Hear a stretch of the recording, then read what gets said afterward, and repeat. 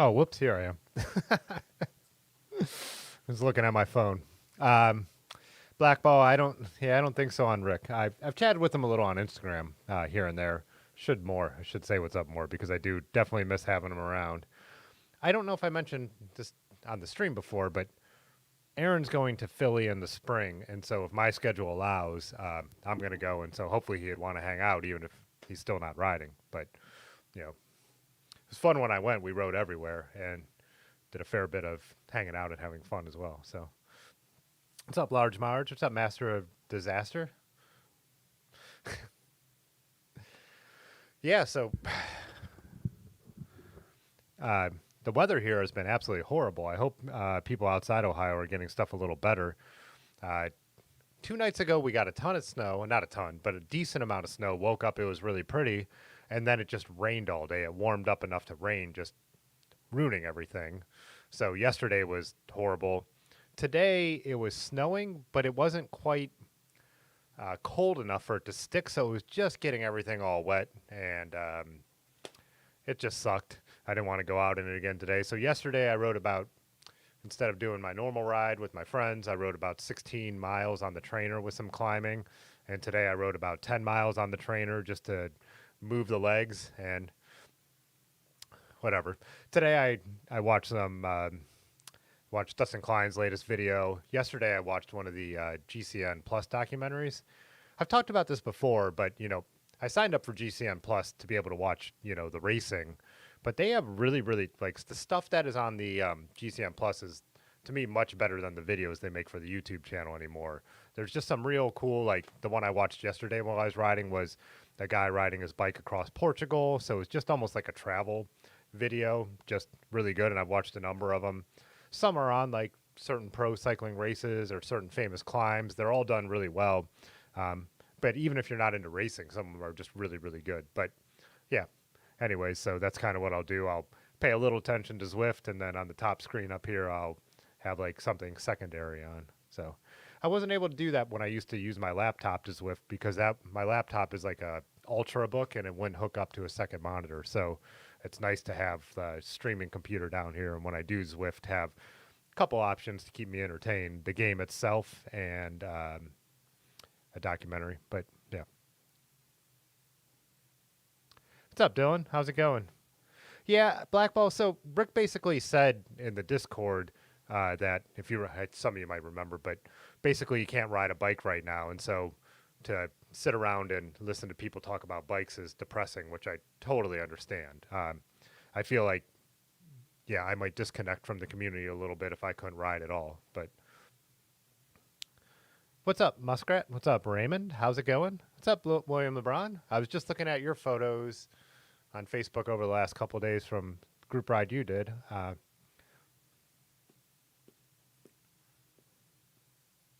So, Master, you said 47 and partly sunny with a lot of wind in North Carolina. Rain every other day or so. No snow. See, right now I would just rather drop 5 degrees and just stay snowy because I could go ride in that.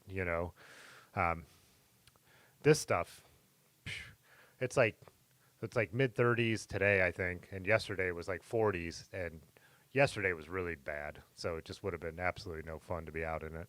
But I'm drinking a beer again tonight. I did hear that yesterday was supposed to be the peak of seasonal depression. I don't know who comes up with this stuff, but someone told me that. And I'm like, man, I didn't do very good on my not drinking this week. And now I'm writing it off as this is the peak seasonal depression week. So I'll get back, get back on the wagon hopefully next week. I mean, I'm not really on the wagon, but you know what I mean. But yeah, not being able to ride outside just does not help me either. Like, I do feel good. Like I get the endorphins, a little bit from getting a good workout in and stuff like that on the trainer, but it's just a workout. It's no fun. So I also picked up a new iPhone yesterday. I was I don't know if any of you what your upgrade pattern is. I wouldn't have upgraded, but this one stopped charging and it's been a pain, and I could only get it to charge a certain way. And when I was fidgeting with my iPhone, I think it's a 12, to get it to charge, I dropped it and cracked the screen. Oh yeah, I don't have autofocus on this camera, but you could see it's right in a very important part of the screen, the center. And so I ended up picking up, so that was a 12 Pro, the 14, and like, it's crazy. Size wise, they're like identical, I'm sure, so they didn't have to change any of the tooling. But as you know from all their marketing, like, the difference in the camera sizes and the camera bumps is insane, and the weight of the 14 in your hand is super noticeable, which I was really surprised by. Um, I've barely taken any photos with it yet, but I'm kind of excited for that cinematic mode on video. I've seen some people use it to decent effect for, but yeah, to me, like upgrades on phones to me are when the battery stops working. So I was pretty annoyed to have to buy a new one, but I didn't trade in the other one because with the broken screen, it's not worth much, and that's why I brought it up. So I've been using this one when I Zwift because I use that as like the companion app and the remote. So it is kind of nice just to have a Wi-Fi phone on the handlebars, and then I still have a phone in case, like, I never used to answer any calls or like look at any texts when I was riding on the trainer. Now if I want to, I can. But yeah, I was going to see if where this crack is too, if maybe I could still use this one to fly my drone, because that's another problem when you're flying a drone is when you get texts and calls, they all pop up and you're like, get out of here, I'm doing something important. There's probably a way to turn that off, and I am too lazy to look into it, but we'll see if maybe this will work for that. I don't know. Anywho, stupid. The two Apple products I own are phones. But I will say, with the way those new laptops are running, God, it makes me want to learn and be annoyed by Mac OS to video edit on them. Anyways. Hey, what's up, Robin? How's it going? You said you love all the GCN Epic Ride videos. They did a stage of the first Tour de France on 100-year-old bikes. I think it was over 100 miles. Yeah. Oh, yeah, it was. I think it was. Wasn't it almost closer to a double century? But I haven't watched that one in a while, but I know the early tours were, the stages were insanely long. So yeah, they do. It's really cool. My subscription this year, it's the first time it's full price. It's about to renew at like 40 some dollars, I think. But the first 2 years was like, with getting in on the introductory rate, or if you're new, is like $10 or something for the first year. So I think it's worth it, even if you didn't turn on a single race. But then I get more out of the value, like I've said before, by using a VPN to watch the races they don't have rights in the U.S. for. So I still, even though they don't have the tour or any ASO races, I just watch them with a VPN anyways. So Raymond said damp January instead of dry January. Yeah. That was that was the whole plan, like starting back in October, and been fairly decent with it. The holidays make it hard for someone like me, but those are all excuses. I mean, if you don't want to drink, you don't have to drink, but yeah.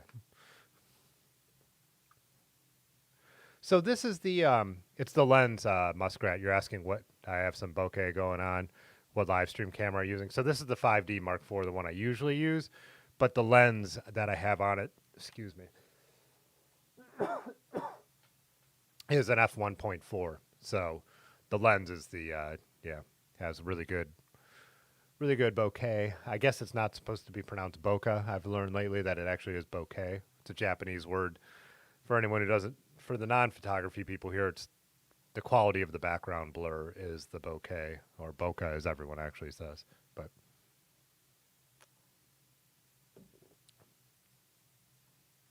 yeah, Dylan. Oh, yes, yeah. I changed the sub.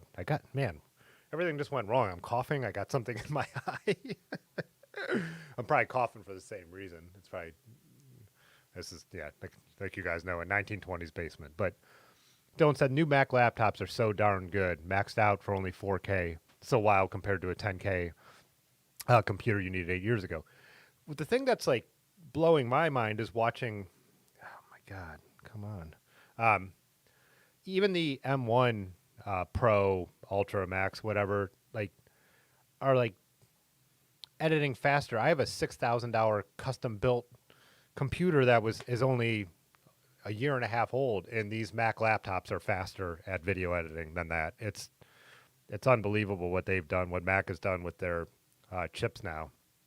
And I've always been, too bad Rick's not here. I've always been like not into Macs. Like, I just can't stand the operating system, and I always felt like they were so overpriced for their performance.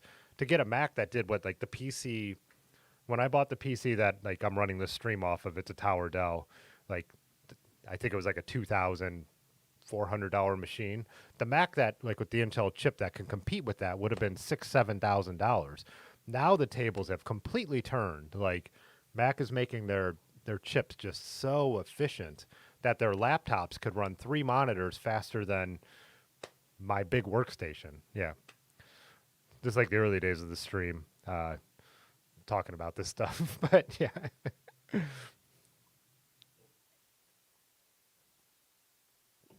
yeah. And Dylan, did you see the one that came out? That what are they calling it? The Mac Mini. It's like $600, and it's like low configuration, and it doesn't have like the GPU strength of like the MacBook Pros or what the when they do the next Mac Studio will, but it's still insanely good. Like it's just still insanely good, and $600. And yeah, I don't know. It's gonna make me consider things coming up. But the other problem is, no one. It's Adobe's the problem, because I don't think. Excuse me. I don't think Premiere is benchmarking that good on them yet. It's like DaVinci Resolve, which a lot of people are using, and DaVinci Resolve is running faster than Final Cut on those. So yeah, I don't know. I half of me feels like I need to learn DaVinci Resolve and buy a MacBook. Like just plug it, put it on my desk, and plug it into the monitors. But we'll see. Yeah, it's not the Mac OS that's doing the work. It's the chips, like right now. So Mac might have squeezed more out of the Intel chips they were using in the past, but now the thing that is making the entire difference is these chips they're building. These chips are just next level. So yeah, I think the Mac Studio would be probably where I would go. Being that laptops are not that right now big part of my workflow. I don't edit on the road. It'd be awesome if I got to travel and edit on the road than the MacBook. But yeah, I think the Studio would be the thing when they do the M2s. That if I ever jump ship, that's probably what it'd be for. So,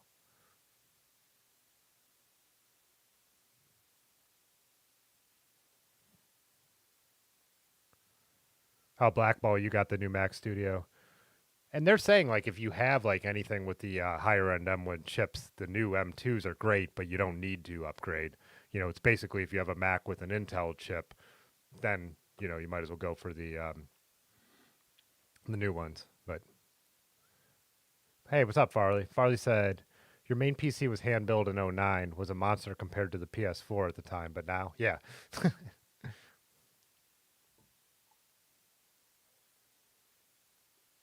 Oh, Muskrat, you're on the Mac Mini M1. Yeah.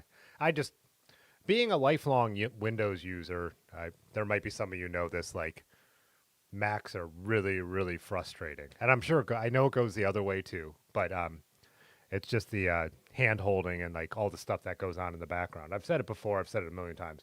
I want that to happen on my phone. Like, I don't want to deal with a bunch of stuff. I just, you want it to work, you want it to be quick and snappy.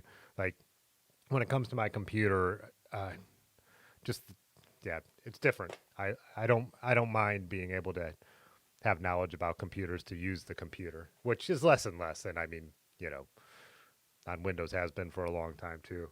I do wish Mac had on their tablets and phones a better file management system that you could use if you wanted to, but whatever. So, what's up, Jay Dandy? Anyways, want to talk about bikes?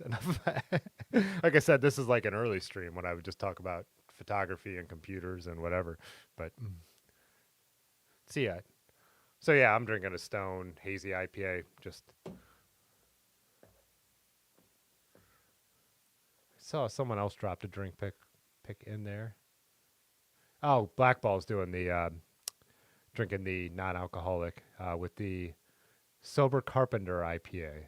I've read that, and it would make sense that if you're going to drink a non-alcoholic beer, IPAs make the most sense because you could kind of overwhelm the lack of what you could get in the base beer with hops, and that makes total sense to me as someone who used to do crappy version of home brewing.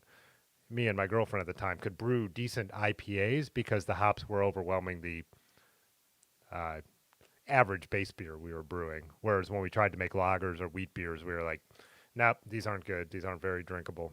You know, we lost you, cyborgs. There'll always be, well, one photography element to anything I talk about, but a technology element because I'm sitting here surrounded by it to make this happen. So, as I was setting up for the stream tonight, I actually made an a little. I'd made a tour of the studio and how the stream works real quick for the photography channel, and I'll drop that in the community tab like I do with a post in case anyone wants to see really the behind the scenes and the actual like buttons I'm pressing to make everything happen. So, but that's why one of the reasons I started the second channel because I wouldn't want that on the cycling channel anymore, and now I have a place to put it, and I could be like, hey, if you want to check this out, there it is. But yeah.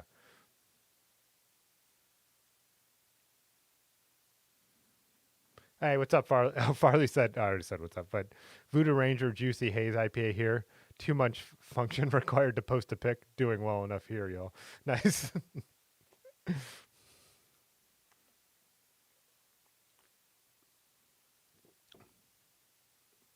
Oh yeah, that's interesting too. In the talking about posts, what Muskrat just brought up, it was interesting to. So I posted the photo of the Stumpjumper.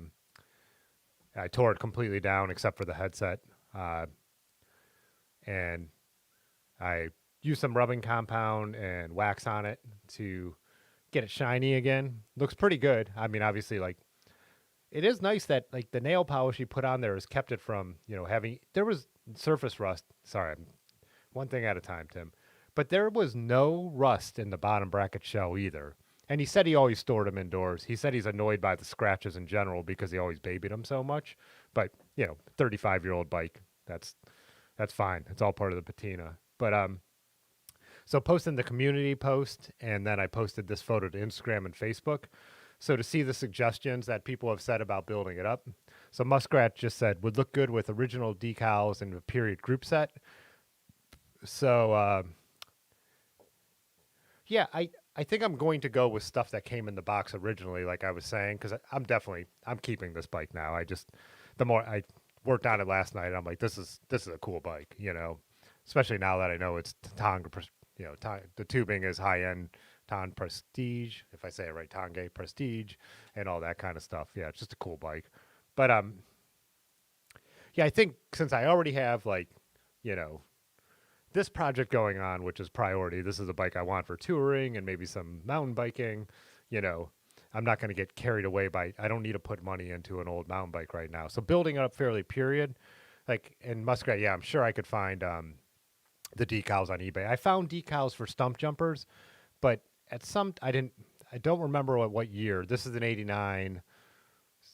This is an '89 Stumpjumper team.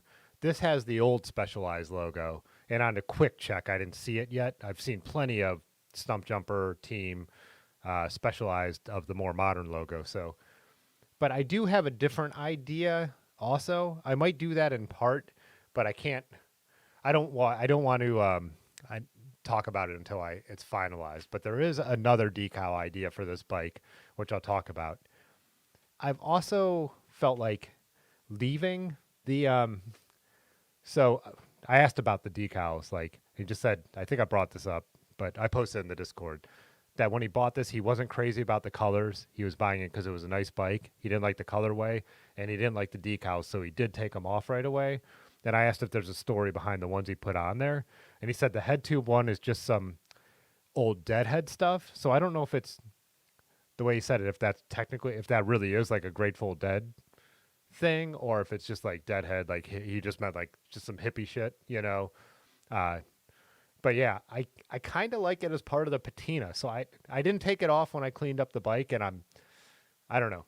It's just kind of it's part of the history of this bike. So I don't, and like the flag is like part of the metal now. I swear to God. Like I like touched a little bit of it, like if it come up, and I'm like I can definitely get it up, but I could definitely get it up.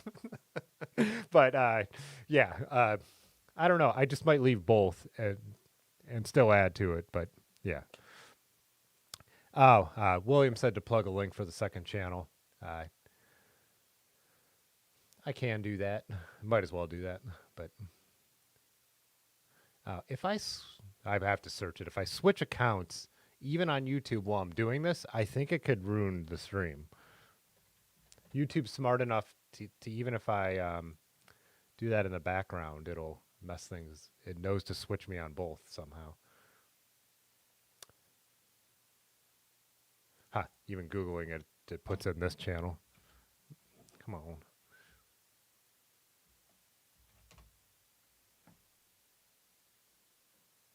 There we go.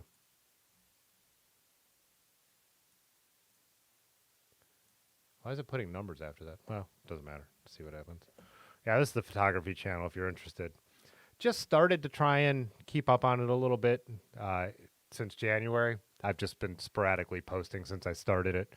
It's just a place to put other kinds of videos. But yeah, I do want to this year, like, do that stuff again. I kind of miss doing that stuff. But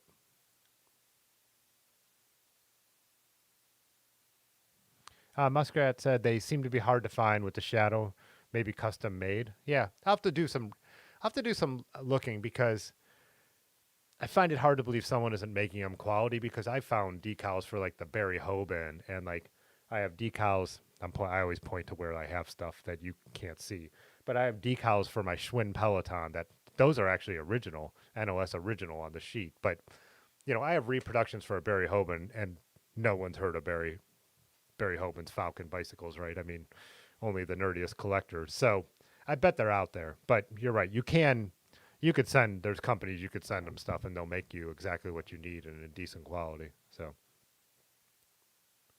Raymond's got the loss and sip sunshine again. Nice.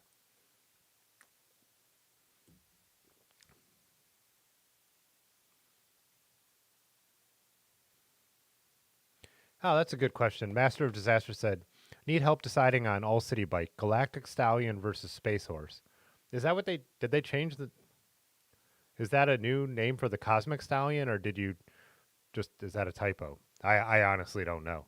Um, like the Stallion, but carbon fork will not, so that's what the Galactic Stallion is. Is that a Cosmic Stallion with a carbon fork?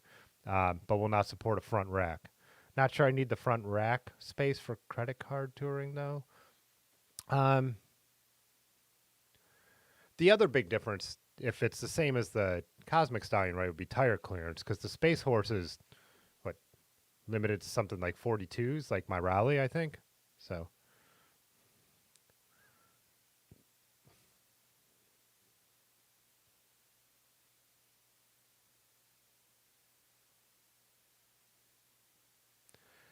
yeah, the other thing, Master of Disaster, to look into if you don't. So like on the Raleigh, I don't have any pack mounts on that carbon fork, and it didn't have any mounts even when it had the original steel fork on it. But something like a Swift Zeitgeist bag with some Jack the Rack or something like that, where you don't need any mounts to use it, or even like Swood Cycles makes those little standoffs for Paradise style bags. Something to consider if you prefer that bike. There's ways to put stuff on the front of the bike, even weighty stuff. I've toured with the Raleigh without a rack, so without any racks. So if you're already spending the money on a new bike, I would go with the bike you would prefer and not worry about whether you could put a front rack on it because there's other solutions to put weight on the front of the bike. Hey, what's up, Brian? Brian said it's always tough for you to get video content during a photo shoot. Too much going on. Yeah. It is. And so like I'll put my GoPro and so that's what I would try and use when I do it cuz just to keep it simple. To use the camera I'm shooting with or to carry the 5D and the R5 wouldn't be doable. But I do go to some and I'm like, I'm going to make a video about this today and then I get back and I'm like, yeah, I didn't shoot anything with the GoPro. So, it just depends on what kind of shoot it is. If it's here at the studio, I could do it. Again, it doubles the time of everything. Like it takes to do everything. But yeah, definitely, it's not easy. And if there's clients there and I have to ask permission, I don't want to do that. And there's whole issues involved with that. That's why I kind of like the after the fact stuff where I could like talk about the shoot and then show the photos I got. And if I remember just to pull out the GoPro a couple times, like I did in a recent video where I was taking location portraits. So I was scouting the location before the subject got there, and I was able to get some GoPro footage and talk about it. But then I filmed the rest of the video once I got back to the studio. So, oh, Large says it is the Cosmic Stallion. I wish they should make a Galactic Stallion that has like extra tire clearance, right? Hey, what's up, Cosman? Raymond recommends the Space Horse.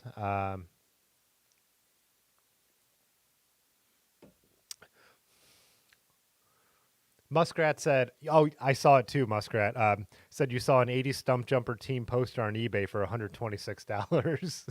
You thought about photoshopping my mug into it.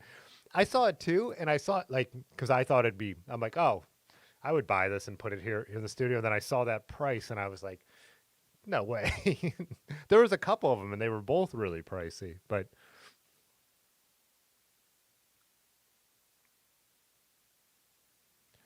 Large says he'd go Space Horse myself too. Is the main difference? Who has the Cosmic Stallion that I know?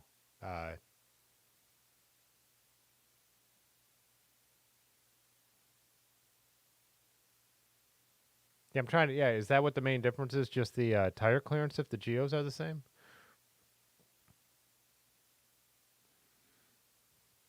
Oh, Charles says I need the Terry B elaborate bicycle camera crane system. Yeah, yeah, that thing is wild.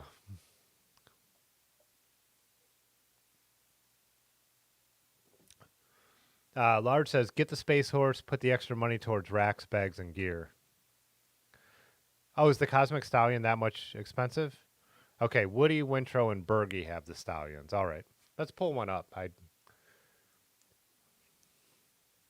I shouldn't forget this stuff, but we talk so much about bikes, even though I look at so many all cities, with our bike shop being a big, Q dealership. But I also with the new one. We looked at the new one. Yeah. Oh, it's way more similar than I expected, and it's not huge. I click on these learn more things, and then it still makes me accept the cookies anyways. So where's the overview?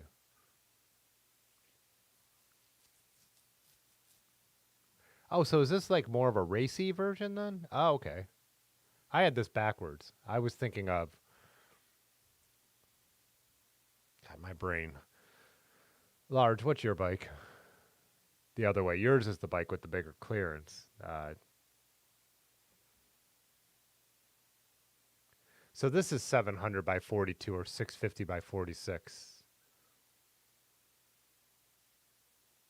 DI2 routing options, unless you're going high end. Who needs that? Rear rack and fender. I'd go Space Horse. Yeah, I think you guys are right. Space Horse is the way to go. Like I said, I've put a carbon fork onto my bike that is similar to the Space Horse, but that's because the original fork on my bike was just awful. So,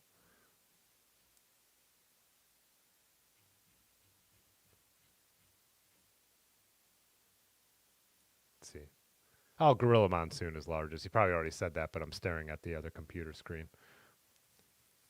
That would be a different, I think, debate, right?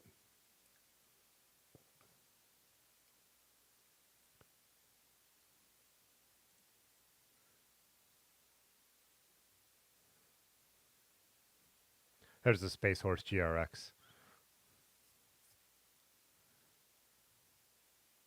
Yeah, you're right, Sam Diaz. That's what I was thinking, but Gorilla Monsoon was what I was trying to say.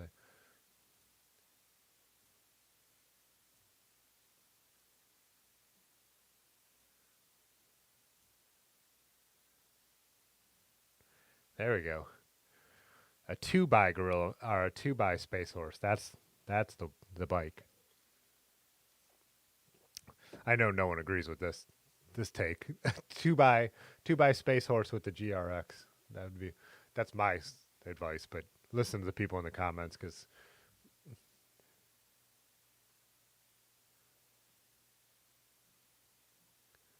what color was the microchip version now? Space Horse Micro Shift. Let's see what that colorway is. Oh, I like that. I like that color better, but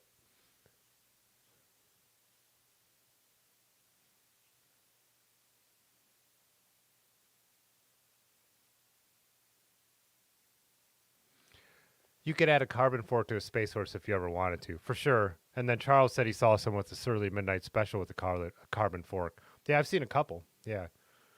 It's an yeah, true. Upgrade you could always make down the line if you realize you're not using the front rack and stuff like that. So let's see the colorway of what was the Tiagra. Tiagra. Okay, that's the minty one. They have you guys have a couple of these in Dirty River right now, don't you?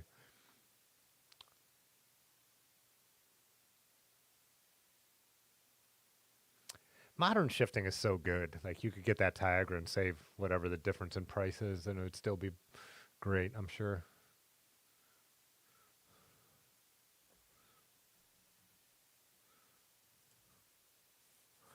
Raymond said, "I will settle the debate. Get a crust evasion light." Yeah, that's not. It's not a bad. Well, the evasion lights, though, if it was the evasion light, you would kind of. Do they have? Do they have pack mounts on those carbon forks on the evasion light? Because those are less touring than the regular evasion, but they're both awesome. Yeah.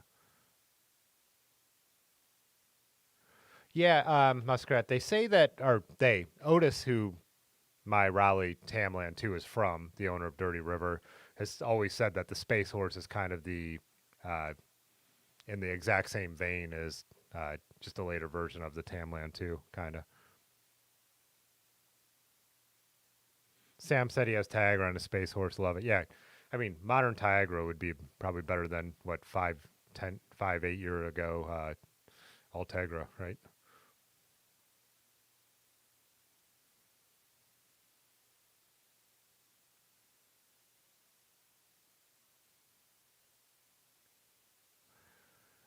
Blackball said, seriously thinking about the All City Nature Cross single speed.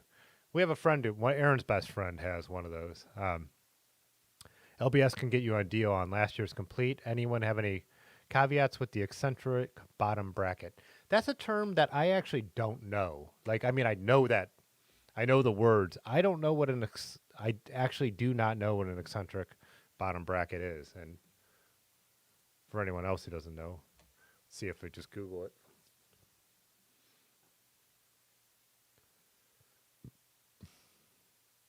No, I don't have it open. Let's see.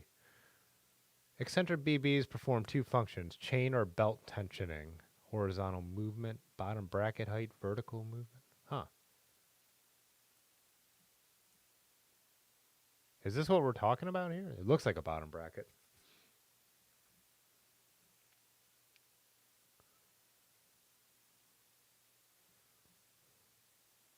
Probably too hard to read about this on the stream, but if someone has a nutshell definition, I would love to, in a comment, I'd love to hear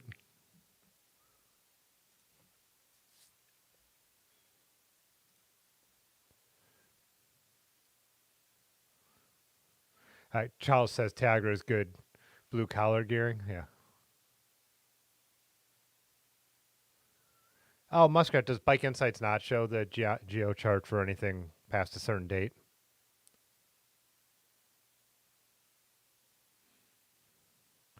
Large Marge says the Evasion Light has a 3-pack mount on the carbon fork. Okay, that is that newer and later ones? Because I felt like they were really positioning that as just the like more racy version of the Evasion, but I could be totally wrong, as I quite often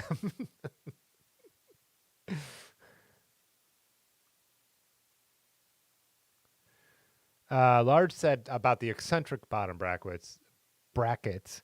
I think they're annoying, but haven't heard people having too many issues. Once they're set up, are they any trouble? That's the real question. So if they're annoying to set up, and the shop's going to set it up, for example, Large Marge, then it's not your problem, as long as you don't have to mess with them after the fact, right? And then Charles Foster said, I have an eccentric uncle who is trouble. I think I'm unfortunately the eccentric uncle. I have five nieces and nephews, and I'm like they always say, if you don't know who the black sheep in the family is, that means it's you, right?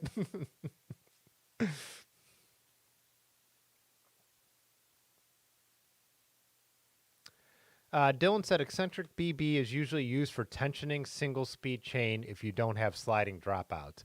It's also good for changing bottom bracket drop, although more of a niche thing. Okay, so that's kind of what I started to read there. That makes total sense.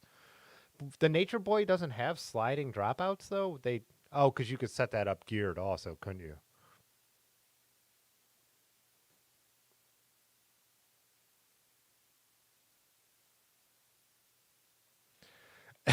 William LeBron, I have to laugh at your typo there, being that we started off on a computer tangent. He says he has a dumb question, which of course is I'm not going to say the quote, but it's true that there's definitely no dumb questions on this stream. Um, does anyone know if meant Microshift, but Microsoft Derailleur Advent X work with any SRAM drop bar road shifters? That's a really good question. That's not a dumb question at all. And because if you bought a bike with Microshift and you wanted to upgrade, that would be totally relevant. Or if you wanted to save money by buying Microshift, and I do not know the answer to that question.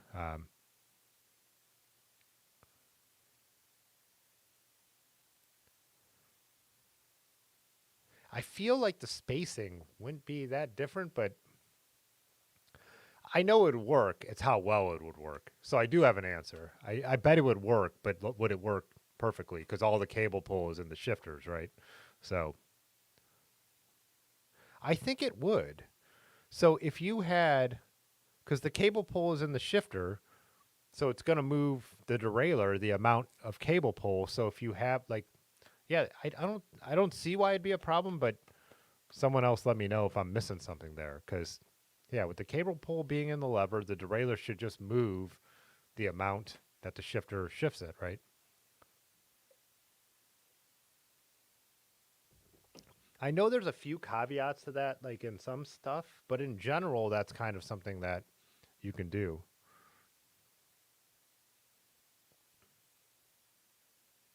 Hmm.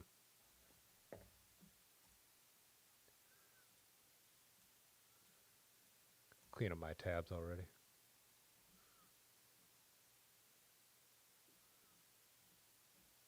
So if you were buying like a belt tension bike, these eccentric belt drive bike, they would make a lot of sense. Or if you were converting something to belt drive, maybe.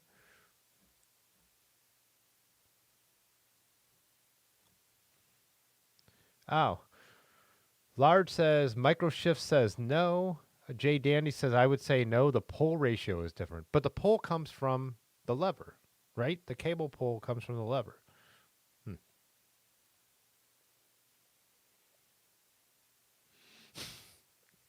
Does it autocorrect? It must autocorrect microshift to Microsoft because two of you have done it now.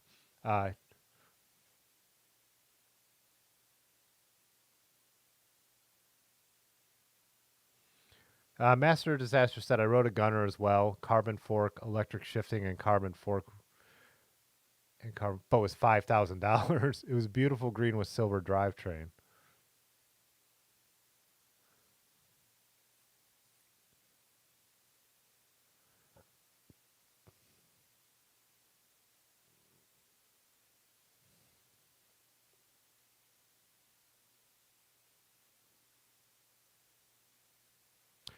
Doze Taco said every bike question you've ever had has been on a blog or some forum from about 2000 to 2008. That's well for old stuff. So this is a more modern question, but 100% for like when I'm looking up vintage stuff, I always end up in old bike forums. Like, the thread I'll look is like died in like 2004, and it'll be so funny sometimes. Like, someone will be like, "Yeah, that'd make a good commuter," and now it's something that's totally in style and popular and sells for $500 for the frame set.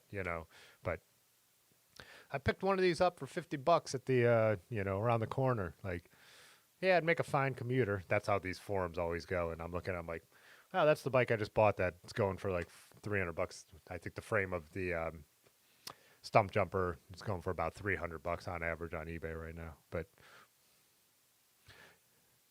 You'll get the blue screen if you try. Dude, my custom built PC upstairs is blue screening sometimes on GoPro footage when Premiere opens the 5.3K GoPro footage. It's a horrible codec too, though. It's the HVEC, which apparently Premiere doesn't like.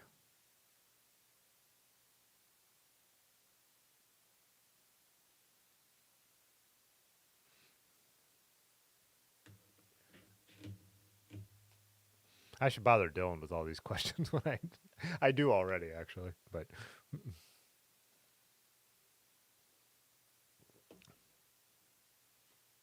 I guess I didn't. I had no idea that those Nature Boys, Nature Cross, whatever they changed the name to, had eccentric bottom brackets.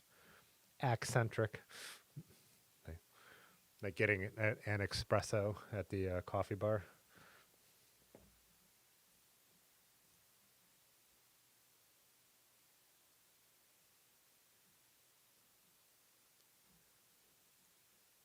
Seeing if we had any new bike picks. We did have Mono Lake, who I don't know if was in here tonight. Showed this from the last time, but I was messing around with all the vintage mountain bikes.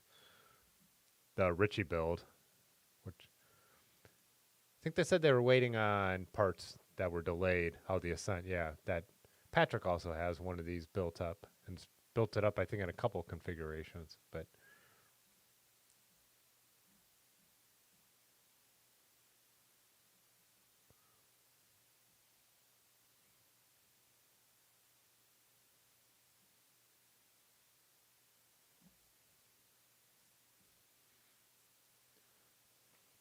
Muskrat, you were saying you'd like to ride a bike with the long chain stays like a Riv. Was hoping to get a Trek 620 or 720, but nothing lines up. Do I want a Riv someday?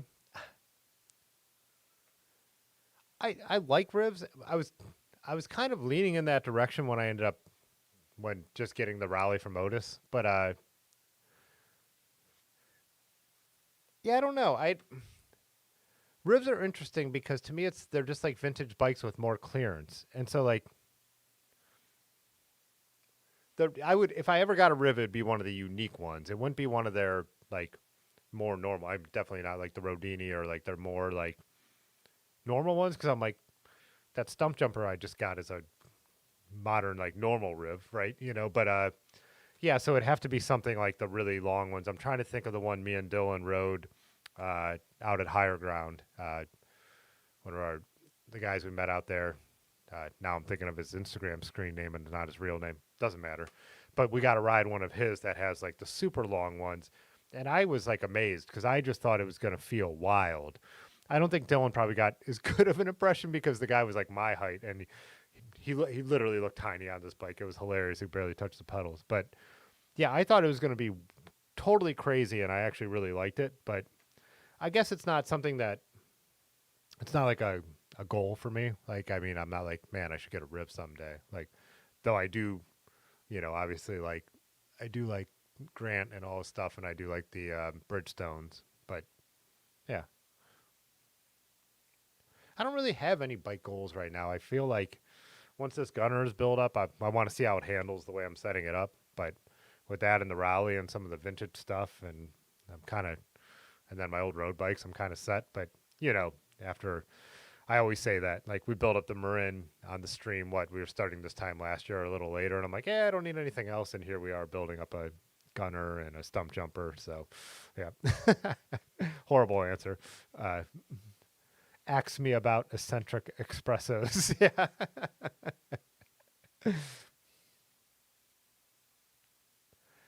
Charles said I want a Riv Quick Beam from like 2005 when Joe Bell did the paint job.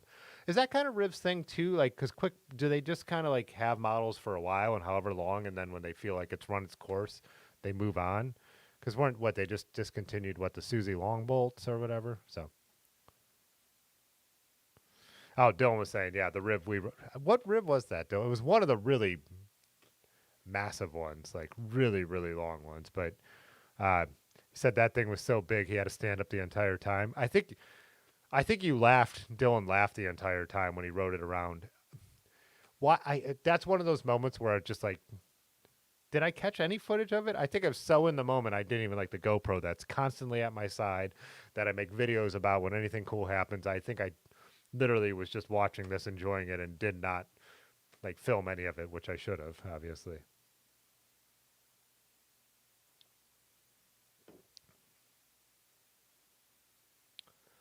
Tommy, yeah, that would be your. So he said thoughts on turning a 70s 75 Schwinn Latour into a gravel bike. It'd be all about that clearance. Yeah, because those would all be like standard English bottom brackets, so you'd be able to put whatever modernish stuff you want on there. Uh, I just think you're probably going to be limited on the clearance. But what you do is you do the way to get more. Like I always say, I do it on my vintage bikes. It probably has 27 inch wheels. Get a 700C wheel set, and that'll give you a little extra. I'm guessing you're not going to get more than 38s on there. So if 38s work with the kind of gravel riding you do, uh, and it depends. Do you have a group set to put on there? Because you'll if you buy like 9-speed Shimano, that's pretty cheap online right now. Uh, so that wouldn't be a crazy way to go. But also it gets to a point where you spend so much money, you're like, should I just get a bike that would be a better bike to turn into a gravel bike? But yeah, clearance is everything. If you have even if you could take that frame into a shop and have someone fit like or if you have a friend who has a 700C, just normal wheel, just to get an idea of how much you're going to get in there. So,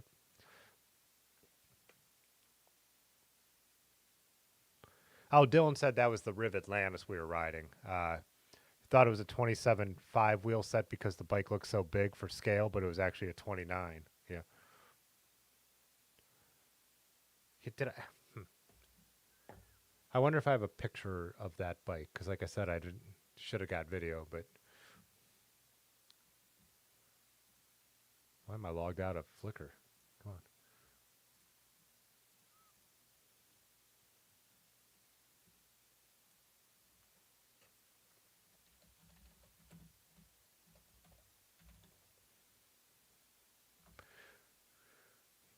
Yeah, the dude who was riding it actually started chatting because he knew the YouTube channel, which blew my mind. But he's from out there in Johnstown, and then he just put on a ride in Pittsburgh on New Year's Day. Let's see if I caught a picture of him.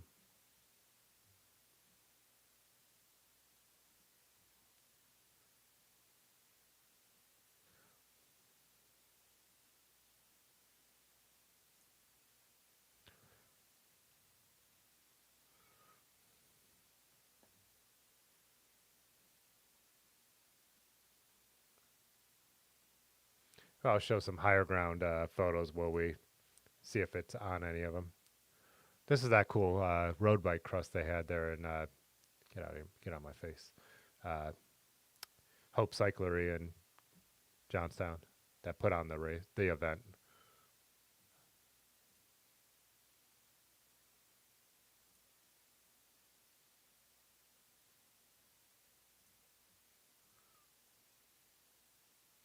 A lot of cool bikes at this event too.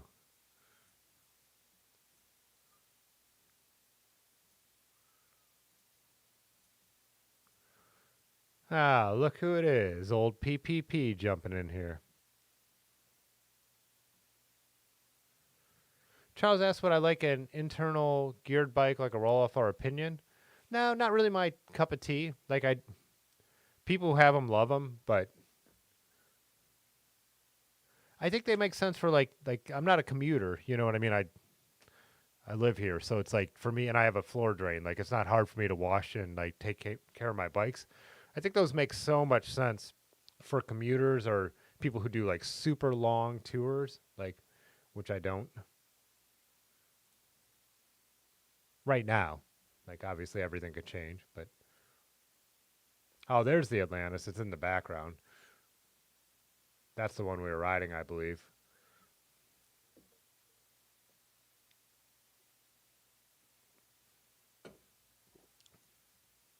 Oh, it could zoom in even farther. Yeah.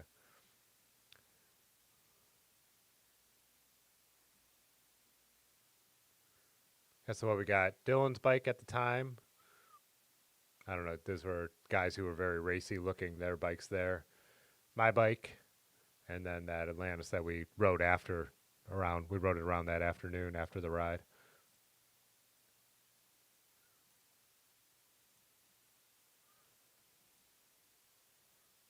Yeah. Anyways, that's the way my mind works. I'm like, I know I have a picture. I have to find it, or I can't stop thinking about it.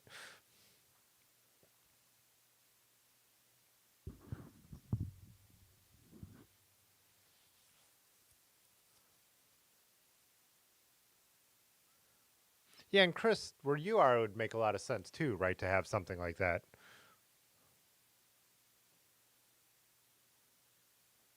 Sam said just came back from Amsterdam recently, and almost everyone has internal geared bikes there, which makes total sense because so many of the people in Amsterdam are not cyclists, if that makes sense. The thing that makes, if you live in Amsterdam, it makes more sense to ride a bike than it does to take public transit or drive a car. So if you're people who you just want it to work, right? Like most people with their cars, like you just want it to work, and if something breaks, you go to a mechanic. You're not going to mess around with it. So I think that's exactly what those are for. They make so much sense because what you service them, what like you put like gear oil in those things like once every 5 years. I'm making that up. I don't know, but it's like extremely rare that they need service. So someone like me, that doesn't make sense because I tinker with everything. I move parts from bike to bike. I, you know, mess around with stuff. That's the opposite of what I'm going for. Like, I'm the guy who drives the old sports car because they like the problems with it. They're messing with it all the time, right? So, and I say this all the time. Anything that I talk about, like, it doesn't interest me in having is not the old internet of like, I hate that thing. Like, you know, it doesn't make sense for the way I ride, but makes total sense for the way some people ride.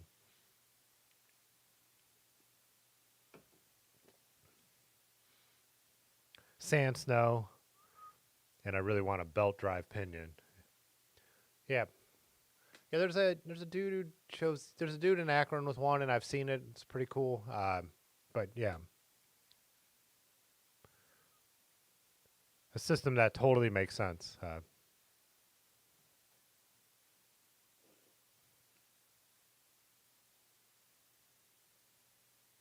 And Muskrat said I would for all the winter slop in Northeast Ohio. Yeah, and again, like I ride my old mountain bike as my snow bike, and then I also have other bikes that are not fancy that I don't mind taking out if I have to, even if it's salty, you know, and not snowy. So cheap bikes are my winter bikes, you know. Hey, what's up, Lanky? Uh, oh, you dig the Team Stumpjumper? Yeah. Like I said, the more and more that I'm. Yesterday, I like knew I should be working. I was going to work in the evening, and then I'm taking the bike apart. I'm waxing the bike. I just like it's one of those things. Like, just totally fell in love with it. I just love bikes, and I love old bikes, and that one has. It's like the thing with like loving my vintage road bikes, but then I'm like, oh, this looks like one of those, but then you got the clearance, you know. So yeah, so cool.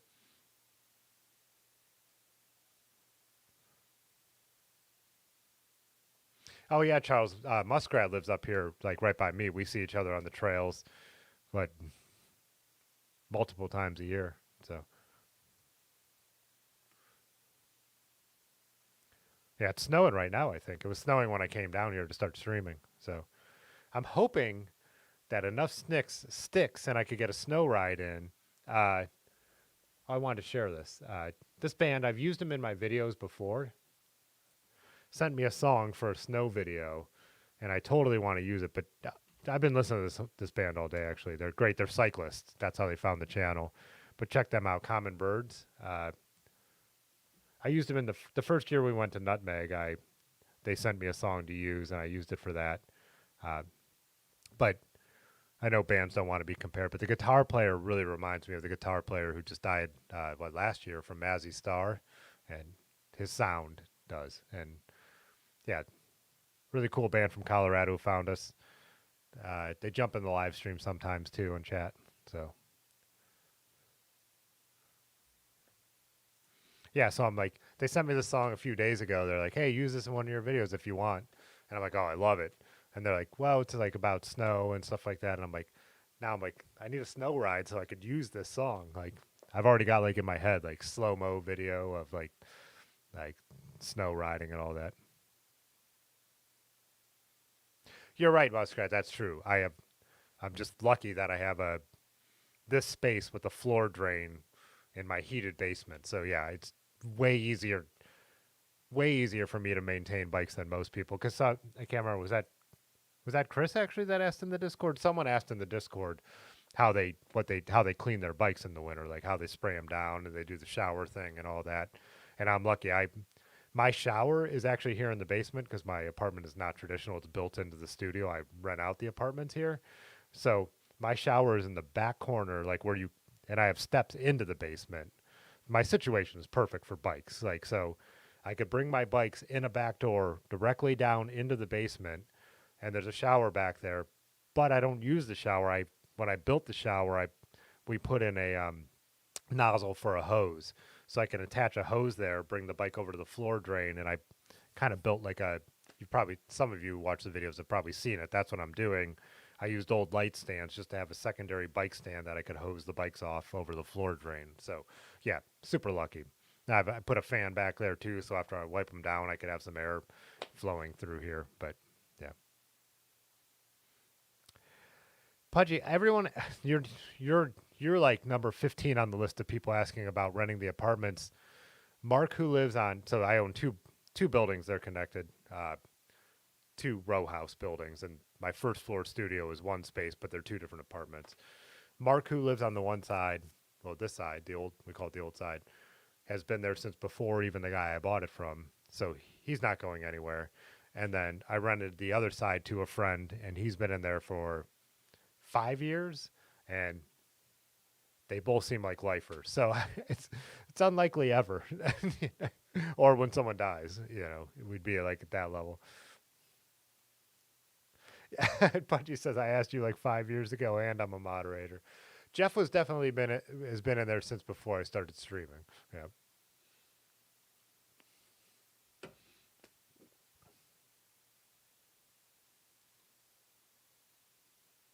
and Charles too. Like I think if you watch any video about riding in the winter in a place where it's snowy, snow is not like, and I'm sure you know this, but snow is also not snow. There's so many different kinds and amounts of snow that, you know, we have like perfect amounts of snow sometimes where riding down the bike trails is like one of the most fun things. Like mountain biking is super fun, or just even the bike pass, and you have them to yourself and it's beautiful out. But there's other kinds of snow where the roads become unrideable.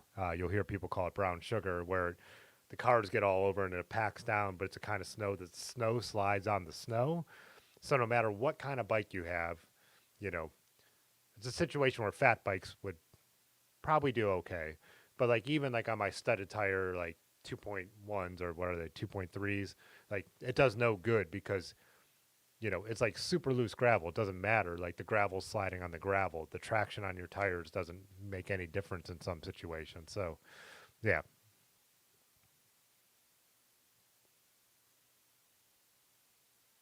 lanky.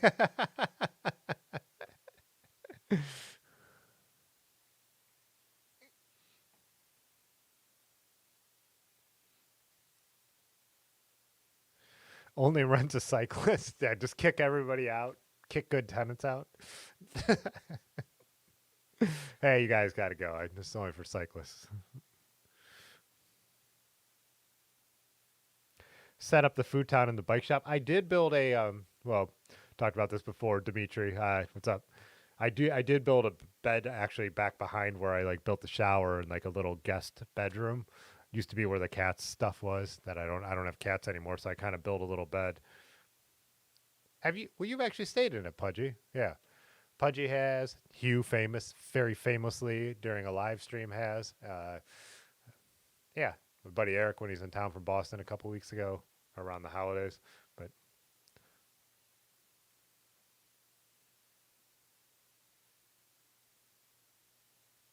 Pudgy said, I feel like I'm moving to Akron, Nutmeg, or Southeast Coast area in the next few years. I can see that, man. You are like when we first started talking, like Pudgy was saying he's from Columbus because that's the nearest place anyone knows. But you're not. You're from a one traffic what? There's a two traffic light town that is pretty middle of nowhere. Now, Dimitri, we got the storm over Tuesday night. We got a lot of snow, but then it just rained all day. It turned into rain, and it was just gross. So yeah, we even by like so maybe the morning commutes like schools got canceled, but it turned into rain shortly after that. So yeah, it's messed up the morning commute. Then it was just a mess. So just I mean gross, not a mess. Like I drove and got the new yeah I drove and had to grab something that day. It was no problem by 10 o'clock.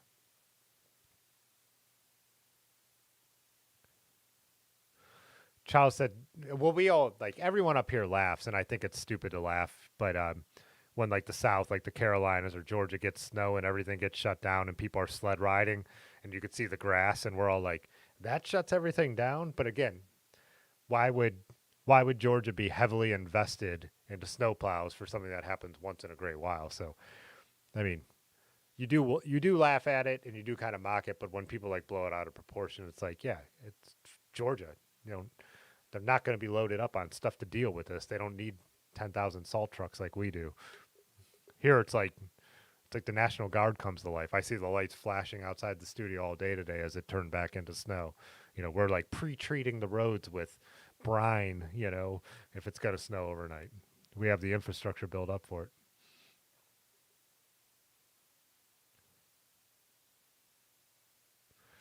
Yeah, Dylan says, you do need to get out of there, Pudge. Yeah. Yeah, you're not even from there. Yeah. Oh, was there no reason to cancel the schools, Nike? Someone told me so. I know some of you guys weren't on earlier, but this is what I did yesterday, late morning. I went and got a new iPhone, but in Chapel Hill, for anyone local knows where that is, and it was totally fine by that. But when I was talking to the people at the Apple store, the one lady's the Apple store, Verizon, uh, the one lady was saying she thought they canceled it because they were afraid the temperature was going to dip back down by the time school got out and the rain was going to turn to ice. But that never happened either. It didn't turn back to snow yesterday. I don't think last night. That was weird. I always felt like when we were kids, like they never they. I mean, I always wanted them to cancel it, and I felt like they were just did not err on the side of caution back then. And now it's like they so err on the side of caution. So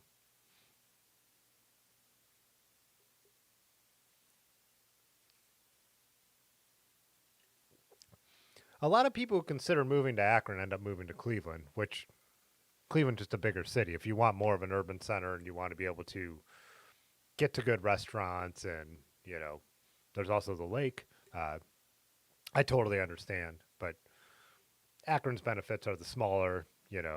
When all the Joy machines guys came down, they're like, this riding is so fun. Like the industrial gravel stuff, they felt like was more here. But yeah, I feel like if I was moving from out of state, uh, I would be most into Cleveland. But I'm a Northeast Ohioan. Columbus, if I was younger, Columbus itself is more of a younger, hip, way more going on city than any other city in Ohio. And I also like Cincinnati a lot, but Akron's cool because we do have all the bike paths crossing through it if you like riding bike paths as well. But I'm probably way too biased to ever really talk about where you should move. Anyone should move in Ohio. Talking about other places, I probably have a better opinion. But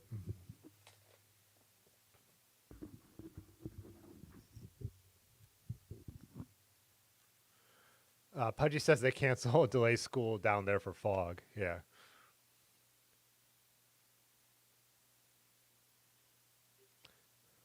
What did I don't know what I said to trigger your comment, Muskrat.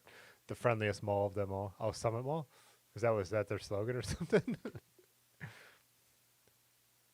Eduardo, what's up? You said it was 70 degrees out there in NorCal today. Yeah. Yeah. Not surprising. That's what I was saying was that the last stream or two streams ago? Like, our buddy Mike Maris, who's been on the streams before, and we've talked about, like, he moved to LA and lived there for a few years. Not North Cal, South Cal, but we wanted SoCal. We wanted to visit them, but like one of our friends was going out during the summer, and I'm like, if I'm going to California, I'm going in the winter. Like right now is when I want to be in California, even though they've had their little rain problems, huge rain problems lately. But in general, like if I'm going to somewhere warm, I'm going in the winter. Today is the exact reason I don't want to be here right now. So,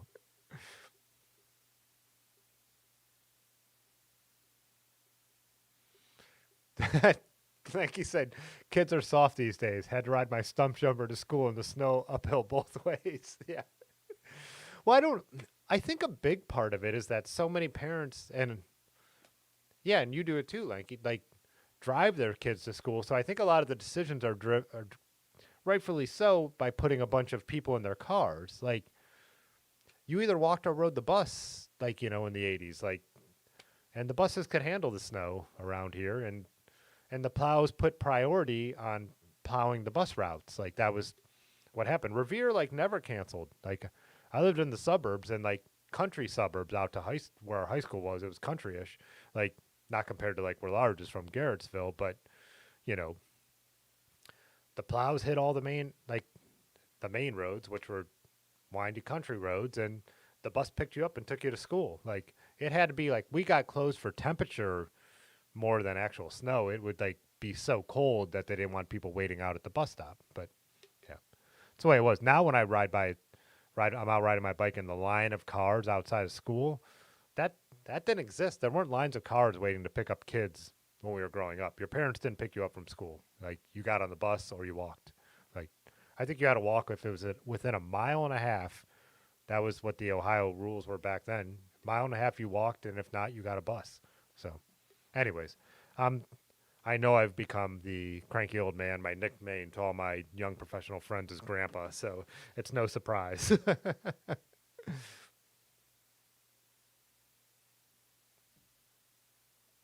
Akron is more rural and small, and you could get to Cleveland easy when you want a bigger city. That's how I feel about Akron. But again, like I was saying, I'm trying not to say because I'm so biased. But same thing. Like in the summer, we could ride our bikes to Cleveland, which we do. But when there's like something like that, a big city is going on, we drive up to Cleveland for it. But we get to live here where it's more chill, no traffic. So yeah.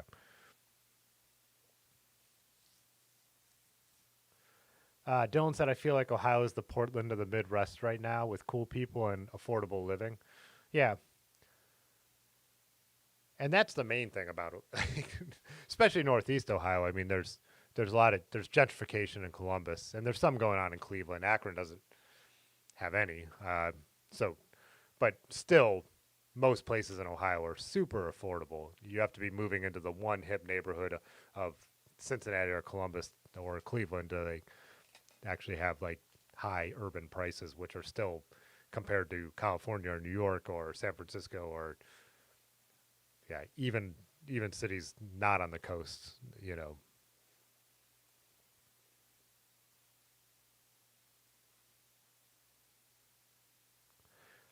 Like you said, you're always amazed at how many parents drive your kids' bus unless they have something going on. So unless you have to get them somewhere, yeah. Oh, Muskrat, Chapel Hill. Oh, I said Chapel Hill. That was Chapel Hill's slogan. Now that mall is a hawking mess. Yeah.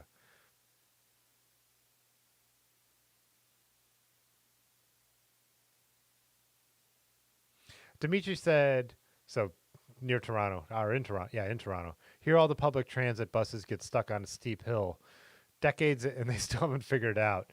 Not like it snows here every year.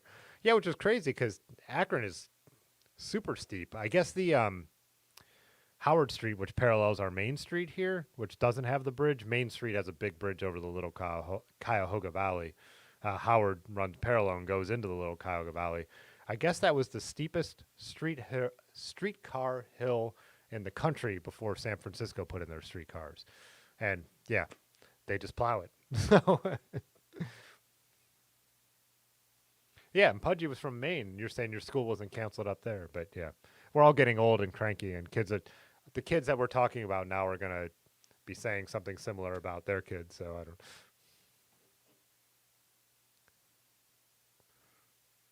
Sam Diaz says, walk through a couple blizzards in your childhood. We survived. Yeah.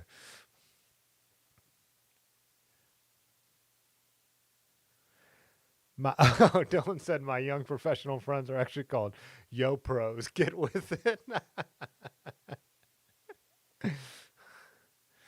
Pudgy said I have not met one cool person in Ohio ever.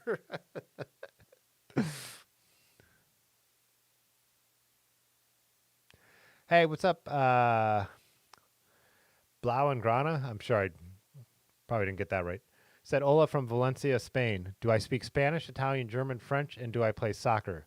Well, you did call it soccer, so your English is very good. But I do lingo French, so I know some French words. Like most Americans, I know a decent number of Spanish words, but I don't speak any fluently. I could speak transactional French. I could get by in a French bakery or at a French tourist site, but you know. And no, I don't play soccer. I spend all my time on the bike. So, but we do have another good channel friend who's from Spain as well. So he was trying to get me to come out to one of the Loroica rides out there, which I would have loved to do, but I just could not pull off financially. So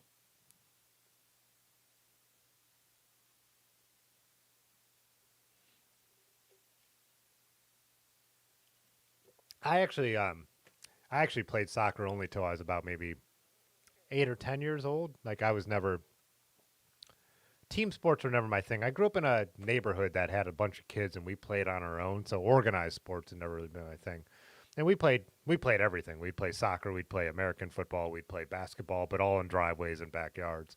Uh, Mostly rotor bikes places. I think that's when I really fell in love with the idea of bikes being freedom. Growing up in like the suburban area, we would just take off on our bikes all day and wind our way through the suburban stuff. That stuff's still in some of my videos. I head out that way sometimes and wind my way through there, past the old house and all that stuff. But yeah,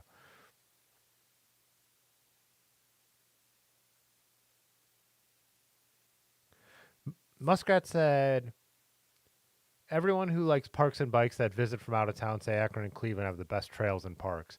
Yeah, and being on like photographing a lot of out of town groups for like Knight Foundation or Akron Civic Commons or even Ohio and Erie Canalway, which maintains it as the what is that co like whatever drop a name on the word, but for the Ohio and Erie for the towpath trail. When people do come in town, they're like, you have a bike trail that runs right through the center of town. On the edge of town, you have another one that takes you out to Kent, Ohio. We are really lucky, and the YouTube channel has made me realize that more and more when people are like, you guys just jump on so many different bike trails, so we are lucky in that way, for sure.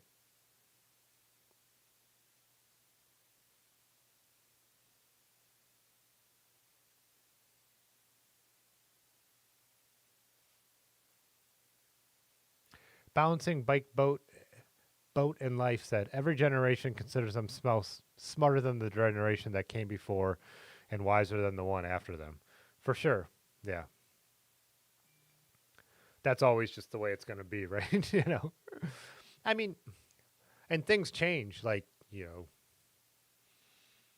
hear from like my parents' generation about hard work and we weren't as hard of workers, but they also our VCR flashed 12 the whole time growing up unless I went over there and stopped it from doing that.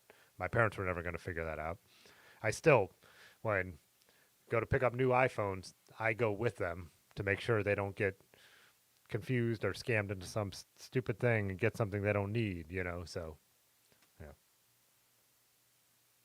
And we do have Rays, but I never ride Rays.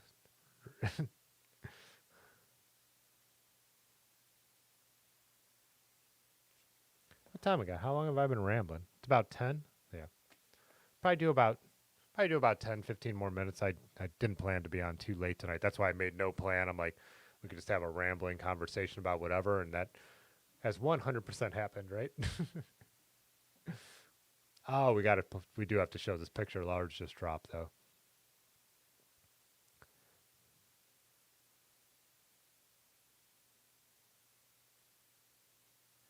Uh, Pudgy said, I don't think my generation is smarter than the 20 somethings you know. With that said, I think the average 20 something doesn't work as hard, but that's me in your tiny blue collar town. Yeah, one thing I noticed before I stopped working at the farm, and I at first was taking it out like not taking it out, but thinking about the generation below us as it being their fault. Like they weren't problem solvers in any way. Like I've probably told this story before, but there'd be like a pallet of like corn we had packed for like the giant eagles at the farm, and I would say like, take the we had a pallet jack. Uh, could you go put this in the corn cooler? And they knew that was on the other side of the barn, and they'd go around, and then they would just come back instantly, and they'd be like, the door's closed.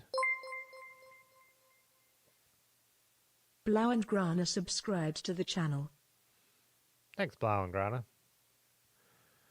Yeah, and they would just come back instantly and be like, the door's closed. And I remember the first time I got asked to do that, I'm like, well, there's probably a garage door open somewhere, a garage door opener somewhere around here. And you reach around the corner and you're like, finally find, okay, there's the garage door opener, right?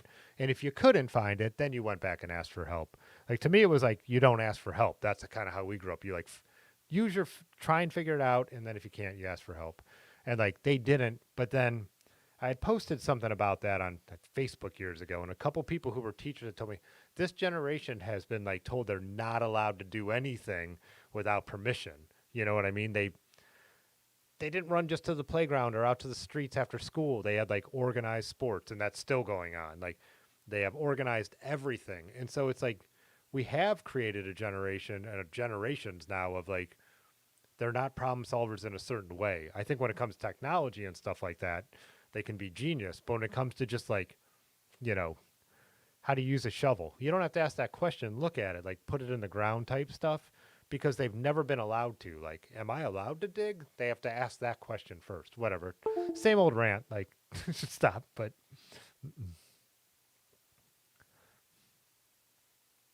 so yeah, I don't think it's a level of intelligence. I think there is like the whole helicopter parents thing has had a huge effect on children now for like 30 years, where there's always someone making sure you're not going to get hurt, you're not going to get kidnapped.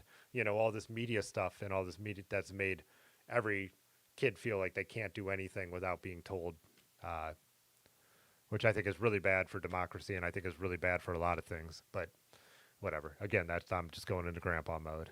But let's go back to bikes before I go off the deep end.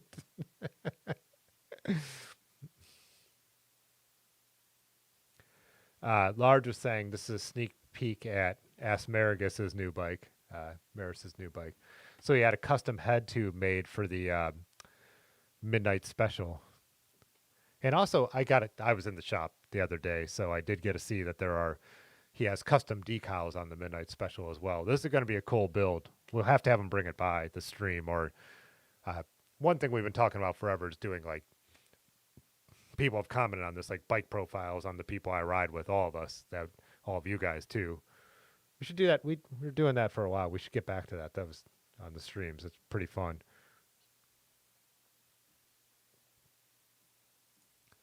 Pudgy said, Tim, you put that XTR derailleur aside for you, right?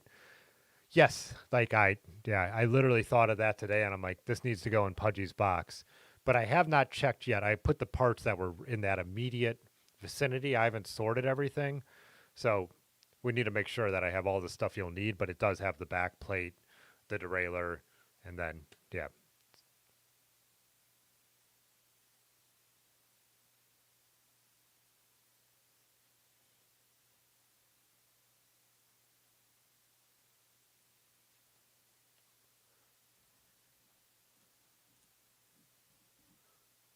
Let's see if we got another.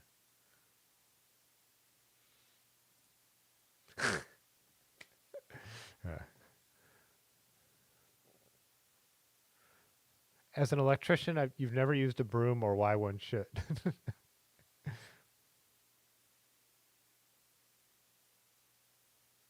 Oh, nice. Pudgy said, Tim, when you're and the homies are coming to see us next, bring bikes. Malk wants to do a YouTube bike check. Wants to do YouTube bike checks. Yeah. Well, one, obvious. When I come with time, I would definitely be bringing my bike anyways, which hope to do. And then, of course, crappy winter hits. But yeah, for sure, that'd be awesome. Yeah, because Malk was posting some videos there for a while, and he has a good personality for doing YouTube. He's like confident. He doesn't mind talking to the camera right around everybody. So He should do more on there. But yeah, the bike checks work for sure.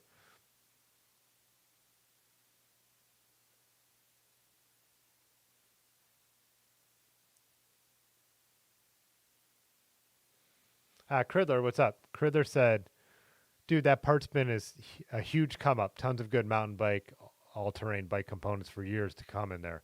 For sure.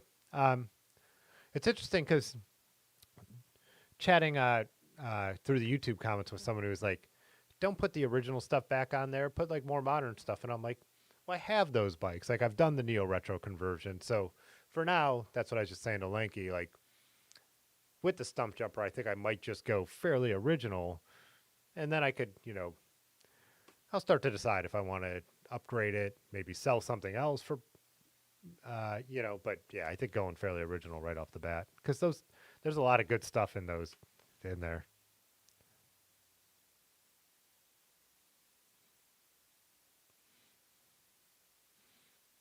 Malk is super good with editing, way better than he realizes. Yeah, I believe that. Yeah, and he's got both. Yeah, on his personality works out well. Oh, Neo Retro. I forgot I made that used to be a drinking game on this channel. Put a motor on it, Dimitri.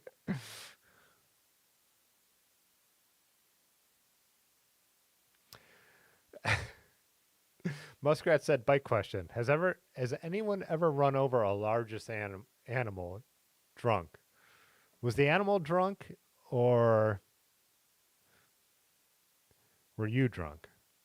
I've never run over a largest animal. I got kind of sideswiped by what was that, a groundhog? When we were going up Furnace that one time, Ben, do you remember when I yelled out, what was that? But I definitely hit a sewer lid that took me down drunk once. And I had a backpack with all my drone gear on, and I was riding my the first Peugeot I had, and I went over the bars, and my feet were stuck in the cages, and I was like a crab on its back. Large had to like separate me from the bicycle. But yeah. Oh, that's right, Dylan. That was a groundhog too. Aaron was going for a KOM on a gravel segment and ran over a groundhog. Yeah. I forgot about that. So Pudgy said he ran into a deer as a kid. That is something that has worried me because deer will. You've seen what the damage deer do to cars, and like right now, this time of year, we've been riding like especially the Freedom Trail and the hike and bike between Akron and Kent. So many deer, and when you see one go, you're always watching to see what their friends are gonna do, because man, those things will take you down and hurt you. But yeah, Large ran over a big rat in New York City. Yeah. Eduardo said he ran over a snake before. Aaron hates snakes with a passion. Irrationally, knows it's irrational, hates them. And she ran over once, and it's like horrified her since then. So. Dimitri, I think a goose is a big animal. You said you got attacked by a goose like 3 times on a bike. Large hit a goose.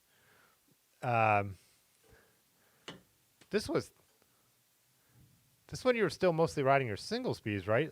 Large slammed on his front brake. I think he only had the front brake on there so hard and hit the goose, and it actually broke the brake caliper. Didn't it rip the arm off, right?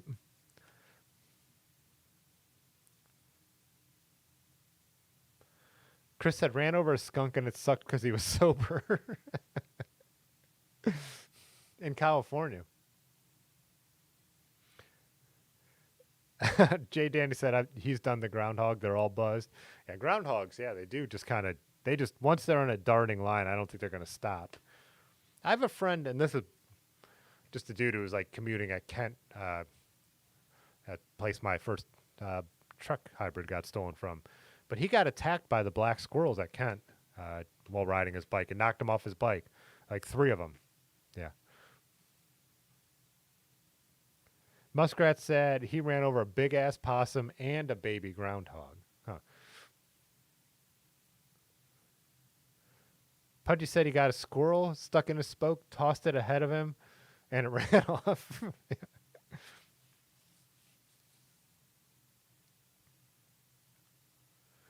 Uh, Sean Evans, what's up? You said you saw a chipmunk ran in your front wheel, and your front wheel spokes went flying in the air.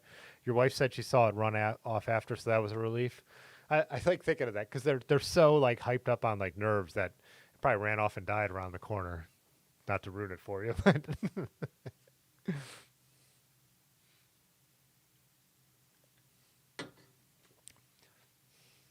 good topic, Muskrat. I've told you should come over here and co-host one night.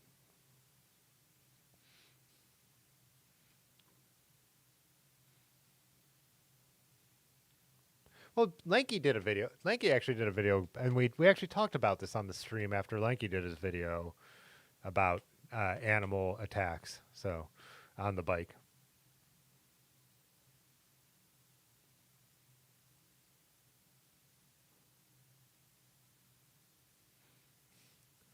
Charles said you had a raccoon try to bite your leg one night. Oh, that's horrible because that's a rabid raccoon. They're usually trying to get away from you. Dimitri said had a coyote cross the road in front of you on a commute and kept your distance. Uh, Large put out a his year in review video and he has a coyote really close in it. I was surprised. But she ran over a buffalo and killed it twice. Jay Danny said you have to be mightily buzzed to get taken down by a squirrel. He said it was like a swarm of them, and they took him down. Those black squirrels, man.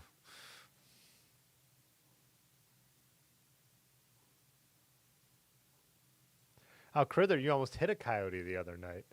Dang.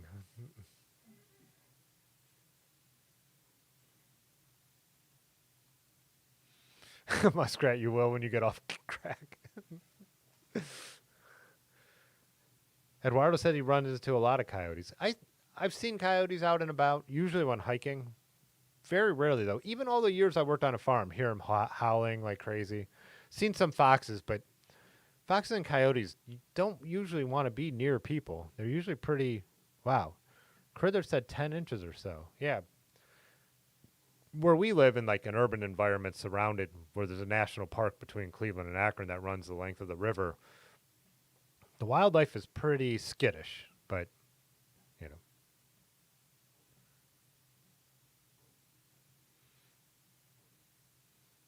But he's got about 3 inches at best. Oh, the bees, yeah. I freaked out. We were coming down a steep abandoned road. We call it Old AP. And a bee like went like by my shirt, and I started yelling and freaking out, and like almost lost control of my bike. Then Aaron was worried about me. Looked back, and then almost went off into the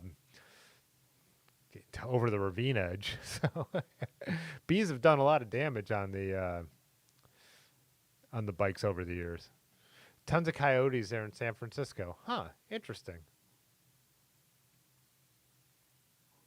Yeah, around here they don't want you anywhere. They don't want to be anywhere near you. Like it's when you see them, it's a rarity. But yeah. Oh, Large, you said you see a coyote every 3 rides or so now in Akron. I kind of forgot, not counting commutes. I kind of forgot about that when the Joy Machines guys came down. And Bill got that flat.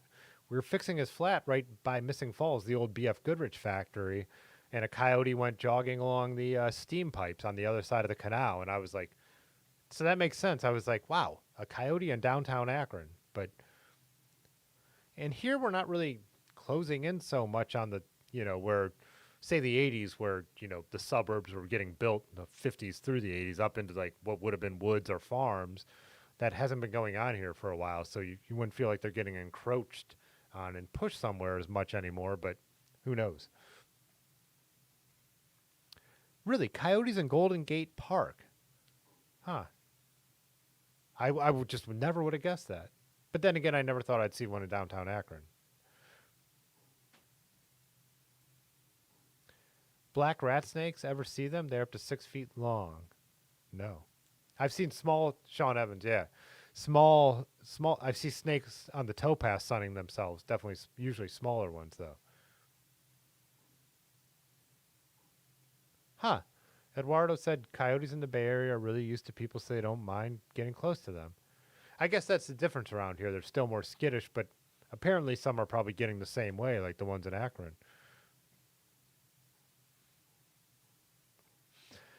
Pudgy said, if you drink enough, you don't know you even run anything over. I always that reminded me. I always forget about this till it happens. I think it's a spring thing. Correct me if I'm wrong, Large. Maybe it's June, but there's a time of year where the here in Northeast Ohio, where all these would they be frogs or toads? Yeah, frogs. No, toads are out on the path, just sitting there, and it's like you're trying so hard to avoid them and not like splat these things. But it must be spring. Yeah. So, but they're bigger. It's not like they're little ones. You'll just be riding and you like it's once it starts, the sun will be setting and you'll be like, oh my god. And yeah, one of those weird things with a place with four seasons. You know, even being 44 years into four seasons, these little things happen that you kind of forget about till something triggers or it happens the next year and you're like, oh yeah, this is a weird thing we deal with around here, like for like a week, you know. But Muskrat said you had 13 wild turkeys run ahead of you on the bike and hike for like 3 minutes without getting off the trail. No way. Yeah, I've seen lots of wild turkeys out and about, but I don't think I've ever had like that kind of encounter on the bike pass. It's always like, oh, there's some wild turkeys over there. But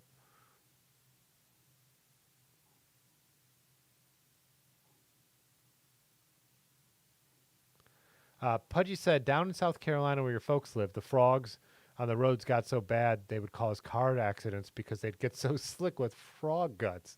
Gross. Goon squad of turkeys.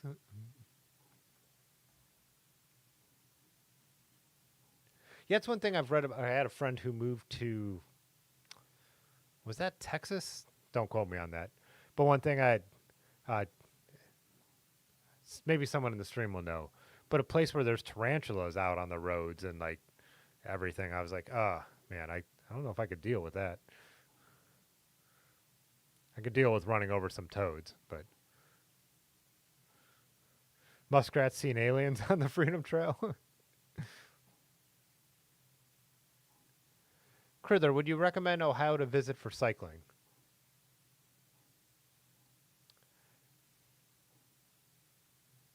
I guess it depends on what you're trying to do. Like, I think Ohio to Erie is like a cool bike packing trip or bike touring trip, I would say. Um, if you're from the Bay Area, I don't think we have anything mountain bike like to offer that would blow your mind if you're, because I've seen like Terry B's footage when he goes in mountain bikes out in the Bay Area. That seems way cooler. Like the industrial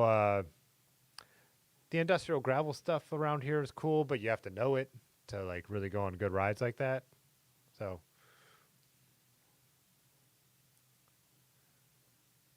it's hard for me to say. I mean, like San Francisco is like bucket list to me. I just don't feel like Bay Area, comparing the Bay Area to Ohio. Yeah. Sean said hard pass on large spiders too. Yeah. The one thing I like about Ohio is the winter. The winter is enough to kill off anything from getting too big, you know.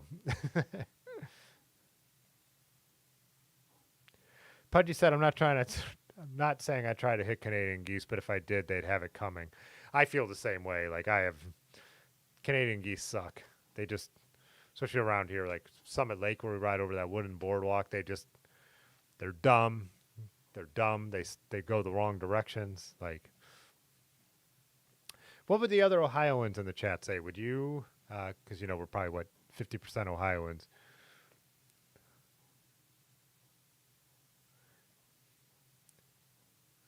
Yeah, with all the other things you could get to, I would probably not from being on the West Coast, because even, man, heading to Colorado or the bike tours you could do, in Montana and stuff like that. Yeah, I'd be a hard sell. I'm not saying like I love cycling here, but to tell someone from somewhere like that to come here, I wouldn't think so. Yeah.